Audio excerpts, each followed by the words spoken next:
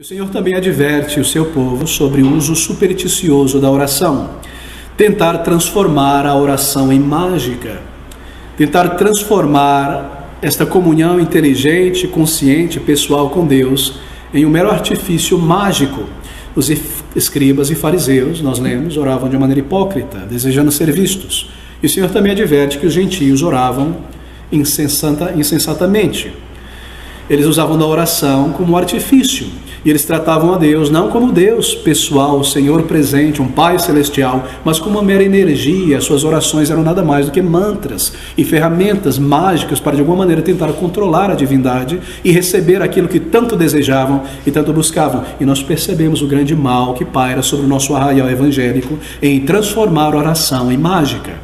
Em imaginar que Deus nos ouvirá se nós repetirmos isso, ou se orarmos no topo do monte, ou debaixo da cama, onde quer que seja, e relevarmos a nossa oração, considerarmos a nossa oração a revelia da nossa vida espiritual e desassociarmos oração de piedade, sinceridade e obediência a Deus, imaginando que independente da maneira como nós vivemos, Deus irá ouvir a nossa oração, se somente nós orarmos com o franzir da face, o ranger dos dentes, a intensidade das emoções, como se Deus não visse a nossa vida e o nosso andar e a nossa submissão a Ele. Essa é a ignorância dos gentios.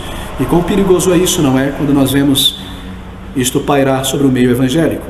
Quando pessoas usam da oração como artifício, desassociado de uma vida de piedade a Deus, imaginando que Deus não vê e não conhece, que Ele haverá de responder ao nosso clamor e à nossa oração, se nós fizermos isso desta ou daquela maneira. As orações dos gentios eram como fórmulas rituais. Eles pensavam que esses mantras, que essas rezas, que essas orações repetidas tinham, observe você, uma função e um poder totalmente à parte da atitude e do caráter do suplicante. Eles pensavam desta maneira. E assim muitos evangélicos parecem pensar inconscientemente, que não importa como eles vivem em casa, no trabalho, quebrando a lei de Deus, contanto que haja uma oração forte feita por eles, então Deus vai ouvir, dar a benção. Deus não vê a minha vida ali em casa, nos meus contratos, nos meus relacionamentos, na internet, o que quer que seja. Eles pensavam que esses mantras, os gentios, e suas orações repetidas tinham uma função e um poder totalmente à parte do caráter do suplicante. Bem, os deuses pagãos, eles não tinham justiça intrínseca nem compaixão pelos homens. Eles, na verdade, quando você lê a literatura pagã, não é? Parece que eles detestavam os homens, mandavam um trovãozinho de vez em quando para matar, acabar com o outro. Eles viviam lá, bebendo néctar celestial, lidando com suas brigas celestiais no panteão semi-humano desses deuses. Eles não tinham compaixão pelos homens. Eles não se importavam muito, parece que não sabiam o que estava acontecendo aqui, uma nação guerreando com outra. E de que maneira então essas pessoas, esses piedosos, deveriam se aproximar de seus deuses? Bem, tudo dependia da fórmula mágica correta. Tudo dependia da maneira como oravam.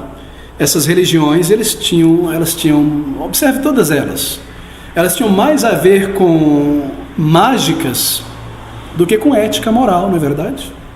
Tinham mais a ver com ler o fígado da cabra, sacrificar o pombo dessa maneira na meia-noite, tinha mais a ver com mágica do que com ética, com moralidade, com a vida pessoal, com um Deus pessoal. E assim são as religiões à nossa volta, não cristãs. Tinha a ver mais com ritos místicos do que com a pureza do caráter e justiça. E essa também, meu querido irmão, pasme você, é a religião da teologia da prosperidade em nossos dias. A que ponto nós chegamos? É a religião, muitas vezes, do neopentecostalismo. Tem mais a ver com ritos mágicos do que com caráter santo. Não é isso que nós vemos hoje? A religião da teologia da prosperidade, do neopentecostalismo em nossos dias, tem mais a ver com ritos mágicos do que com a vida piedosa. Ritos mágicos, sim. Fogueira santa. Onde é que você vai encontrar tal coisa na palavra de Deus? Não, um rito mágico.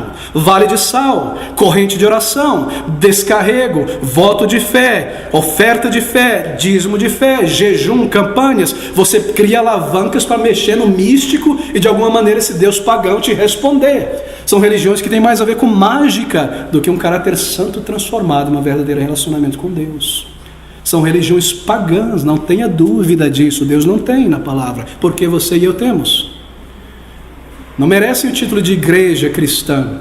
Estão longe, mas muito longe. São paganismo, com um vernizinho muito fino de cristianismo. É isso que nós vemos, mágica religiosa.